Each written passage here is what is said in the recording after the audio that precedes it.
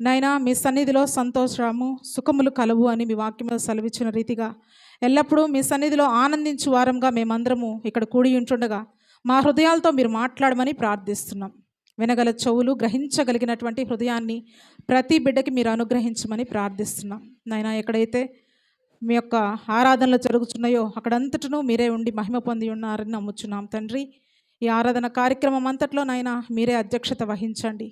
క్రమంగాను మర్యాదగాను మీ నామానికి మహిమకరంగా జరుగుటకు సహాయం చేయమని నైనా చేరివచ్చిన చిన్న బిడ్డల నుంచి వృద్ధుల వరకు జ్ఞాపకం చేసుకోమని, ఈ యొక్క వాతావరణాన్ని కావచ్చు, ఈ ఎలక్ట్రిసిటీ విషయంలో కావచ్చు, అన్నీ నాయన మీ స్వాధీనంలో ఉంచుకొని మీరే నాయన మహిమ పొందమని యేసయ్య పరిశుద్ధ నామంలో అడిగి వేడుకొంచున్నాము తండ్రి.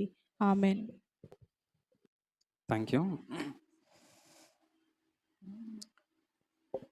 ఈ దినాన ప్రత్యేకంగా క్రీస్తు యొక్క పునరుద్ధానంని బట్టి ఆ దేవుణ్ణి ఆరాధిస్తున్నటువంటి మనము వాక్య ధ్యానం చేసుకుందాము. మన మధ్యలో ఉన్నటువంటి ప్రసన్న సారు మనతో వాక్యాన్ని పంచుకుంటుండగా మనందరం కూడా మనం ఆసక్తి కలిగి మనము దేవుని యొక్క వాక్యాన్ని మనందరం కూడా ఆలకిద్దాము. ఈ సమయాన్ని సార్కి అప్పగిస్తున్నాను.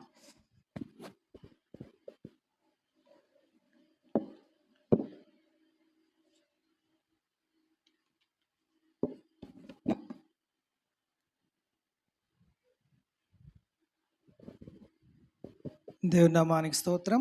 అవకాశం ఇచ్చిన పాస్టర్ గారికి, సంఘానికి అందరికీ వందనాలు చెల్లించుకుంటున్నాం. అందరూ బాగున్నారు కదా? ఒక నెల అయిపోయింది మిమ్మల్ని అందరినీ చూసి, సంతోషం. పునరుద్ధాన దిన శుభాకాంక్షలు మీ అందరికీ కూడా. సో అందరికీ తెలుసు మనకు ఈరోజు ప్రత్యేకత ఏమిటి అని అంటే యేసుక్రీస్తు యొక్క పునరుద్ధానము అంటారు. పునరుజ్జీవము అనే ఒక పదం ఉంది, పునరుద్ధానము అనే ఒక పదం ఉంది. రెండు పదాలు ఉన్నాయి. పునరుజ్జీవము అంటే ఈ శరీరముతో చనిపోయి మరలా బతకడం. ఈ లోకంలో చాలామంది అలా బతికిన వాళ్ళు ఉండరు. చచ్చిపోయారు అనుకుంటారు. కొంతమందిని శవాన్ని మోసుకోపోతూ ఉంటే మధ్యలో లేచిన వాళ్ళు ఉన్నారంటే చాలామంది. తగలబెట్టడానికి తీసుకెళ్తే మధ్యలో లేచిన వాళ్ళు ఉన్నారంటే చాలామంది. చనిపోయారు అనుకుంటారు, తిరిగి బతికిన వాళ్ళు చాలామంది ఉన్నారు. అది పునరుజ్జీవము అంటారు. కానీ ఇది పునరుద్ధానము. ఈ శరీరముతో చనిపోయి మహిమ శరీరాన్ని కలిగి తిరిగి లేవాల. ఇంకెప్పటికీ చావుండదు. తిరిగి మళ్ళా శరీరంతో జన్మిస్తే మళ్ళా చనిపోవాల్సిందే. ఎన్నిసార్లు బతుకుతున్నా అన్నిసార్లు చనిపోవాల్సిందే. పునరుద్ధానము అంటే అలా కాదు. ఒకసారి శరీరంతో చనిపోతే మహిమ శరీరం మనకు వస్తే ఇక ఎన్నటికీ మన చావు అనేటటువంటిది ఉండదు. అలాంటిది ఈ పునరుద్ధానము అనేటటువంటిది. మొట్టమొదటిసారిగా ఈ పునరుద్ధానాన్ని కలిగినటువంటి వ్యక్తి యేసుక్రీస్తు ప్రభువు మాత్రమే. ఇంతవరకు ఎవ్వరికి అలాంటి భాగ్యం రాలా. యేసు ప్రథమ ఫలం. పునరుద్ధానములో ఆయనే ప్రథమ ఫలం. యేసుక్రీస్తు ప్రభువు జన్మించడానికి ముందు పునరుద్ధానం గురించి లేఖనాలు ఉన్నాయి. ఇందాక పాస్టర్ గారు చెప్పారు, దావీదు కూడా ప్రవచించాడని. అనేక మంది లేఖనాల ద్వారా పునరుద్ధానం గురించి చెప్పారు.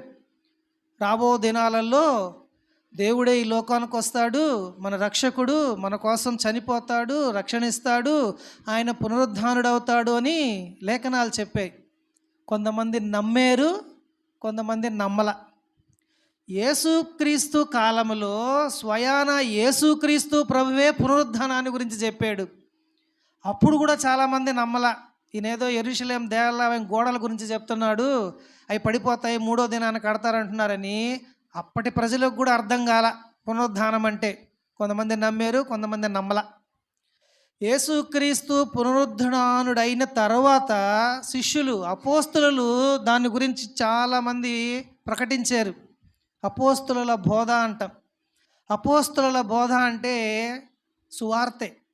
ఇంతకుముందు కూడా చాలాసార్లు మీరు వినుంటారు. సువార్త అంటే యేసుక్రీస్తు యొక్క జననాన్ని, మరణాన్ని, పునరుద్ధానాన్ని గురించి చెప్పడమే సువార్త. అదే అపోస్తుల బోధ. అపోస్తులు అదే చెప్తూ ఉన్నారు. యేసుక్రీస్తు ప్రభువు పునరుద్ధానుడయ్యాడు. ఎందుకంటే వాళ్ళు కళ్ళతో చూశారు, వాళ్ళు యేసుతో ఉన్నారు, అనుభవించారు కాబట్టి వాళ్ళు పునరుద్ధానం గురించి చెప్పారు. యేసుక్రీస్తు ప్రభువుకి ముందు చెప్పున్నారు, యేసుక్రీస్తు ప్రభువే చెప్పున్నాడు, యేసుక్రీస్తు ప్రభువు తర్వాత అపోస్తలులు కూడా చెప్పారు. అంతకుముందు నమ్మనోళ్ళు ఉన్నారు, నమ్మినోళ్ళు ఉన్నారు. ఇప్పుడు కూడా పునరుద్ధానాన్ని నమ్మేవాళ్ళు ఉన్నారు, పునరుద్ధానాన్ని నమ్మనటువంటి వాళ్ళు కూడా ఉన్నారు. యేసుక్రీస్తు ప్రభువు పునరుద్ధానుడు కాకపోతే,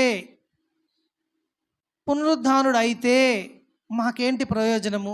ఒకవేళ యేసుక్రీస్తు ప్రభు పునరుద్ధానుడు కాకపోతే మనకు వచ్చే నష్టం ఏంది? ఒకసారి మనం ఆలోచిస్తే, ఈ లోకంలో చాలామంది దేవుళ్ళుగా పిలవబడుతూ ఉన్నారు, పిలిపించుకుంటూ ఉన్నారు. అనేక మతాలు ఉన్నాయి. ఎవరి మతం వాళ్ళకు గొప్ప అన్నట్లుగా మా దేవుడు మా దేవుడు మా దేవుడు అంటారు. మనమైతే ఏమంటాము? మా యేసు మాత్రమే దేవుడు అంట. ఎందుకంటాం? ఒకవేళ వేరే మతస్థుడు వచ్చి మనతో అన్నాడు అనుకోండి, మీ దేవుడు గొప్ప ఏంది, మా దేవుడు గొప్ప కాకపోవడం ఏంటి అని అంటే, అన్యుల్లో అనేక మంది దేవుళ్ళుగా పిలువబడిన వాళ్ళందరూ కూడా ఒక దినం ఏమైపోయారు? ఆ శరీరంతో చనిపోయాడు. కాబట్టి ఒకవేళ మనం ఆలోచిస్తే వాళ్ళు మనుషులే అని మనం అంటాం. కానీ యేసుక్రీస్తు ప్రభు అయితే చనిపోవడమే కాదు కానీ పునరుద్ధానుడయ్యాడు. ఇలాంటి పునరుద్ధానమైనటువంటి సంఘటన వేరే మతాల్లో ఎక్కడా చూడం. చాలా మంచి పనులు చేశారంటారు. ఈ లోకంలో చాలామంది ఉన్నారు, మనుషులుగా పుట్టిన వాళ్ళు మంచి మంచి పనులు చేశారు. అంబేద్కర్ అనే ఒక పెద్ద మహానుభావుడు ఉంటాడు, దళితుల నాయకుడు అంటుంటారు, చాలా గొప్ప వ్యక్తి అంటారు. దళితులు దేవతగా పూజిస్తూ ఉంటారు, ఆరాధిస్తూ ఉంటారు. గొప్ప వ్యక్తులు అలాంటి వాళ్ళు చాలామంది ఉన్నారు. వాళ్ళు మనుషులే అవుతారు కానీ దేవుడు కారు. ఎందుకంటే వాళ్ళందరూ ఒక దినాన చనిపోయిన వాళ్ళే. ఈ లోకంలో దేవుడుగా పిలువబడాలంటే చనిపోవడం మాత్రమే కాదు కానీ పునరుద్ధానం అవ్వాలా. అదే క్రైస్తవుల యొక్క నిరీక్షణ, క్రైస్తవుల యొక్క బలం.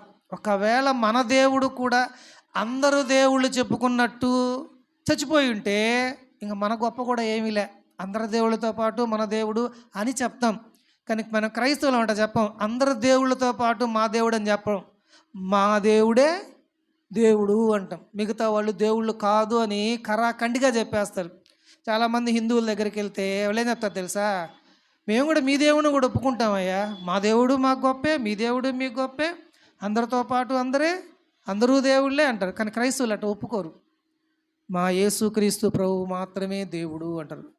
అలా ఎందుకంత 100కి 100% చెప్పగలరు అని అంటే, మిగతా ఎక్కడ పునరుద్ధానము అనేటటువంటిది మనము చూడము, కేవలము యేసుక్రీస్తు ప్రభువులోనే మనము చూస్తాము. ఇది క్రైస్తవ జీవితానికి ఉన్న గొప్ప బలం.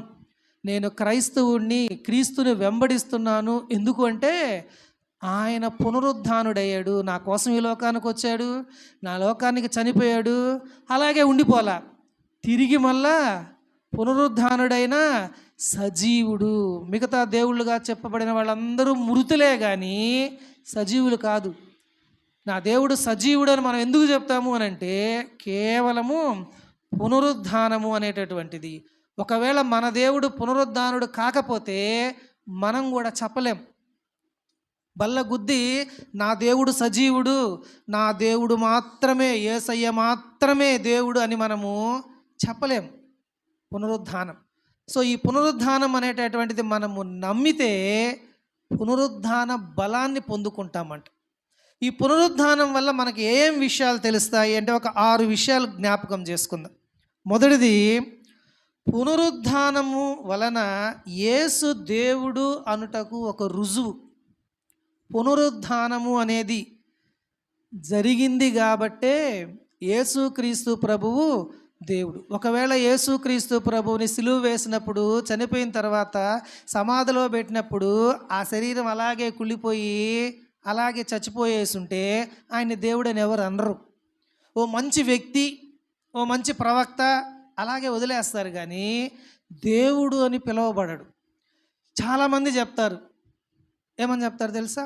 యూదుల్లో ఇప్పటికీ యేసుక్రీస్తు ప్రభువుని దేవుడుగా ఒప్పుకోరు. వాళ్ళకి మెస్సయ్య అనే ఒక వస్తాడు అని నమ్మకం.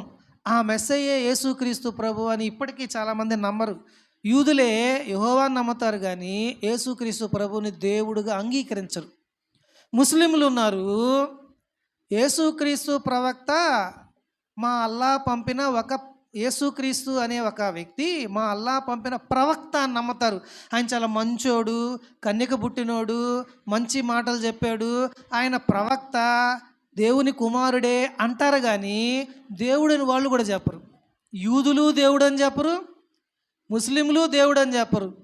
కానీ నా యేసు నాకు దేవుడు అని చెప్పగలిగేది క్రైస్తవులు మాత్రమే. ఎందుకని? ఆయన పునరుద్ధానుడయ్యాడు కాబట్టి.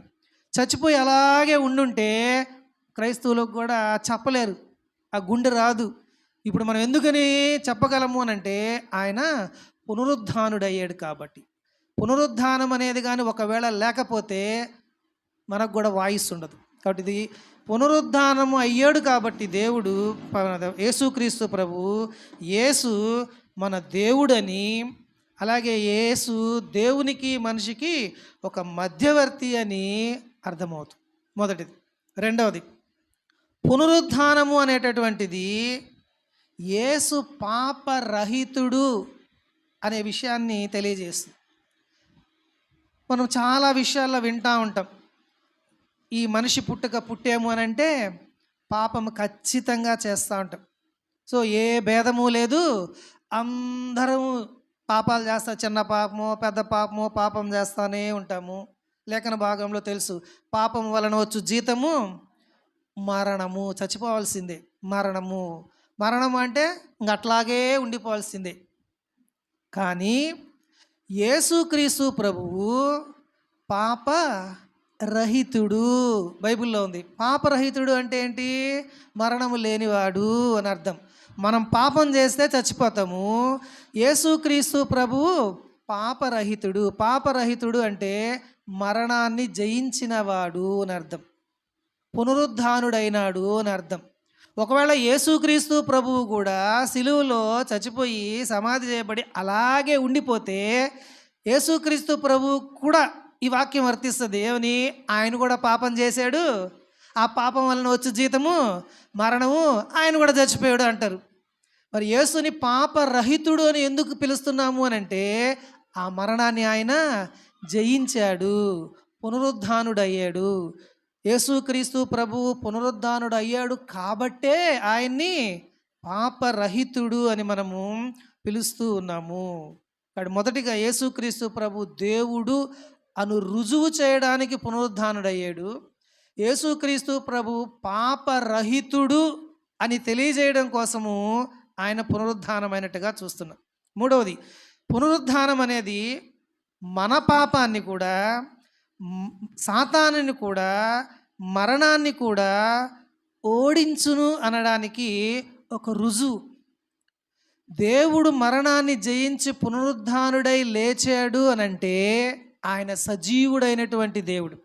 ఆయన్ని ఎవరైతే నమ్ముకుంటారో, విశ్వసిస్తారో, పాదాలు పట్టుకొని కన్నీటితో మన పాపాన్ని ఆయన యొద్ద విడిచిపెడతామో, ఆయన రక్తంతో మనం కడగబడతాము, ఉచితంగా ఆయన నుంచి మనము రక్షణని పొందుకుంటాము. మనకు కూడా ఒక వాగ్దానం ఇచ్చేసాడు దేవుడు. ఏమని ఆ వాగ్దానము? నువ్వు చచ్చిపోయినా కూడా ఒక దినము యేసు తిరిగి రెండవ రాకడ సమయంలో ఆయన యందు విశ్వసించిన వారందరూ కూడా పునరుద్ధానం అవుతాం. దేవుడు ఒక్కడే కాదు పునరుద్ధానుడు అయ్యేది. ఆయన్ని నమ్ముకుంటే, ఆయన్ని విశ్వసిస్తే, ఆయన పునరుద్ధానాన్ని మనం నమ్మాలి. మనం, నా దేవుడు నా కోసం వచ్చాడు, నా కోసం చనిపోయాడు, తిరిగి నన్ను లేపడానికి ప్రథమ ఫలముగా ఆయన పునరుద్ధానుడు అయ్యాడు అని మనం నమ్మగలిగితే మన పాపాలు కూడా కొట్టివేయబడతాయి. మనము కూడా ఒక దినం మరణాన్ని నుంచి జయిస్తాము. మనము కూడా పునరుద్ధానం అవుతాము. మనల్ని కూడా ఆయన తన రాజ్యానికి వెంట పెట్టుకుని తీసుకెళ్తాడు. కాబట్టి ఆయన దేవుడు అని రుజువు చేయడం కోసము, ఆయన పాపరహితుడు అని రుజువు చేయడం కోసము, ఒక దినాన మనము కూడా పునరుద్ధానం అవుతాము అనే నిరీక్షణ కలిగి ఉండడం కోసము ఆయన పునరుద్ధానుడు అయ్యాడు. నాలుగవదిగా, ఈ పునరుద్ధానము అనేది క్రీస్తు లేచాడు కాబట్టి ఒక దినం మనందరము కూడా లేస్తాము అనే ఆదరణను మనం కలిగి ఉంటామంట. ఒక ఆదరణ, ఒక నిరీక్షణ అనేటటువంటిది క్రైస్తవ జీవితానికి ఒక నిరీక్షణ అనేటటువంటిది ఉంటుంది. ఒక విశ్వాసము అనేటటువంటిది ఏంటంటే అది నా దేవుడు పునరుద్ధానుడయ్యాడు కాబట్టి నేను కూడా ఒక దినము చచ్చిపోయినా ఎన్ని సంవత్సరాలైనా ఒక దినం నా దేవుడితో పాటు నేను కూడా నా దేవుడు నన్ను లేపతాడు అనే ఒక నిరీక్షణ, ఒక ఆధారం అనేటటువంటిది. క్రైస్తవ జీవితం అనేది, క్రైస్తవ సిద్ధాంతాలు అనేటటువంటిది విశ్వాసం మీదనే ఆధారపడి ఉంటాయి. యేసుక్రీస్తు ప్రభు 2000 సంవత్సరాలకి క్రీస్తు ఈ లోకానికి వచ్చాడు. నువ్వు చూసావా? నేను చూసానా? ఆయన మన కోసం చచ్చిపోయాడు. నీకు తెలుసా? నాకు తెలుసా? ఆయన పునరుద్ధానుడై లేచాడు. నీ కంటితో నువ్వు చూసావా? నా కంటితో నేను చూశానా? ఎట్లా నమ్మాలా? ఎందుకు నమ్మాలా? అన్యులు మనల్ని ప్రశ్నలు వేశారనుకో, మనకు కూడా అనుమానం వస్తుంది. అవును కదా, నేను కూడా యేసుక్రీస్తుని ఎప్పుడూ కంటితో చూడలేదే, ఆయన చచ్చిపోవడాన్ని నేను చూడలేదే, ఆయన పునరుద్ధానుడైనా నేను చూడలేదే, మరి నేను ఎందుకు నమ్మాలా? ఎందుకు నమ్మాలా? అదే విశ్వాసం అంటే. అదే విశ్వాసం. బైబిల్లో రాయబడింది కదా, ఒక తరం వస్తుంది, వాళ్ళు కంటితో చూడకపోయినా వాళ్ళు విశ్వసిస్తారు, వాళ్ళు మీకన్నా ధన్యులు అని బైబిల్ గ్రంథంలో రాయబడి ఉంది. ఆ ధన్యత మనకు ఉండాలి అంటే మనం విశ్వసించాలి. మనం దేవుణ్ణి కంటితో చూడకపోయినా, ఆ పునరుద్ధానాన్ని మనం కంటితో చూడకపోయినా అపోస్తలులు బోధించారు, మనకు గ్రంథాల్లో రాసి పెట్టారు కాబట్టి, వాళ్ళు కన్నులారా చూశారు, వాళ్ళు విన్నది చూసిందే రాశారు కాబట్టి అది నమ్మాలి. మనం నమ్ముట వలనే విశ్వాసం వస్తుంది. అపోస్తలులు నమ్మారు, చూశారు, రాశారు. అది మనం నమ్మితే, మనం విశ్వసిస్తే మనకు ఆదరణ కలుగుతుంది. ఇతరులకి మనకు తేడా అదే. మనము నమ్మాల, విశ్వసించాలా. నా దేవుడు పునరుద్ధానుడు అయ్యాడు కాబట్టి, ఆయన సజీవుడుగా ఈ లోకంలో ఉన్నాడు కాబట్టి నాకేం దిగుల్లే. ఒకవేళ నేను చచ్చిపోయినా నేరుగా నా దేవుని దగ్గరికే వెళ్తాను. ఎందుకంటే ఈ లోకంలో చాలామందికి భయాలు ఉంటాయి.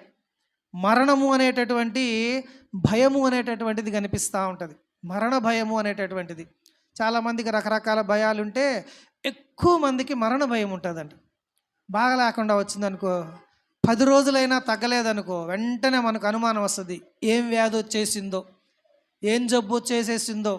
పక్కన వాళ్ళు కూడా సూటిమోటి, ఓయమ్మ ఇదేదో పెద్ద జబ్బు వచ్చేసినట్టుంది, వారమైనా 10 రోజులైనా నెలైనా తగ్గటం లేదని, చచ్చిపోతానేమో, నా బిడ్డలు ఏం చేస్తారు, నా భార్య ఏం చేస్తుందో, నా భర్త ఏం చేస్తారు, నా తల్లిదండ్రులు ఎట్ట బతుకుతారు, వీళ్ళు అమాయకులు, నేను ఒక్కడనే తెలివిగల్లోడిని, నేను సంసారాన్ని బాగా ఈత్తా, నా భార్యకి ఏం చేత కాదు, నా భర్తకి ఏం చేత కాదు, వీళ్ళు ఎట్ట అమాయకులు, వీళ్ళు ఎట్ట బతుకుతారో భయం, భయం, మరణ భయం ఉంటుంది, మరణ భయం ఉంటుంది.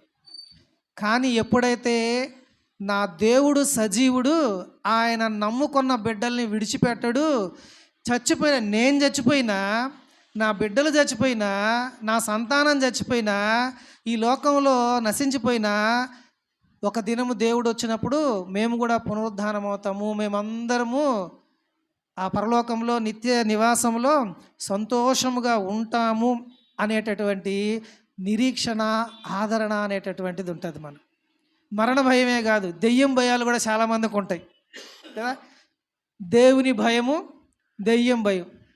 దేవుని భయము అనేటటువంటిది 99% జనాలకు ఉండదు, కానీ దేవుడు అంటే మనకు భక్తి ఉంటుంది, కానీ చాలామందికి భయం ఉండదు.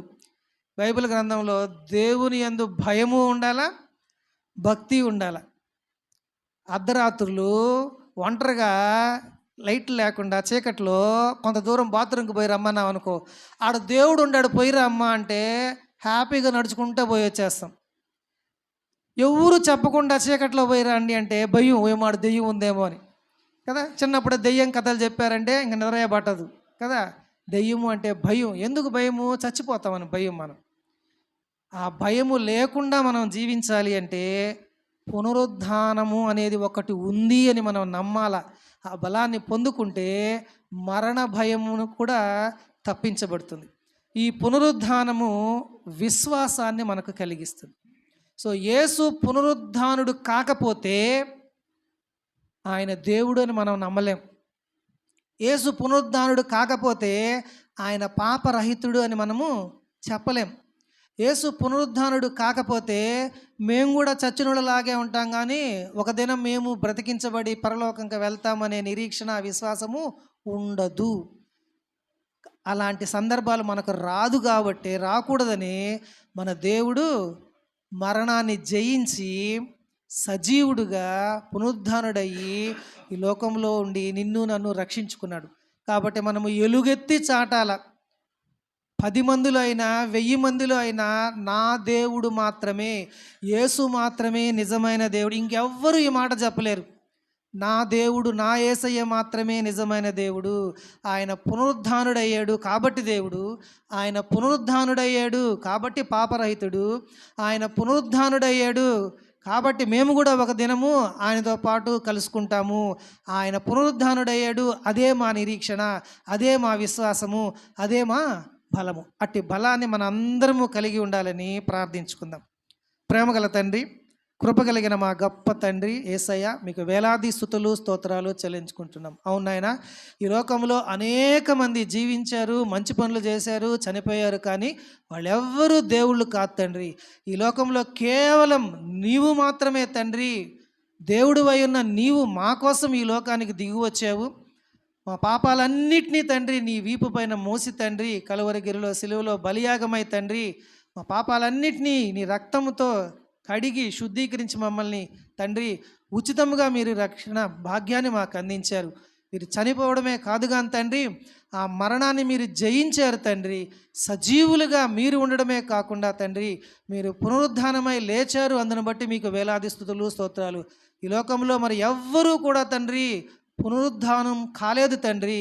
నా దేవుడు మాత్రమే పునరుద్ధానుడని చెప్పుకునేటటువంటి నాయన ఆ గొప్ప సంతోషాన్ని మాకు ఇచ్చారు తండ్రి, ఆ గొప్ప బలాన్ని మాకు ఇచ్చారు తండ్రి. అందును బట్టి విన్నాడు ఆ విశ్వాసాన్ని మేము అందరము కలిగి ఉండేలాగన, ఆ విశ్వాస బలాన్ని, మీ పునరుద్ధాన బలాన్ని మేము అనుభవిస్తూ ఇతరులకు ప్రకటించేటటువంటి నాయన మీ సువార్థికులుగా మేము ఉండేలాగన కృప చూపిన.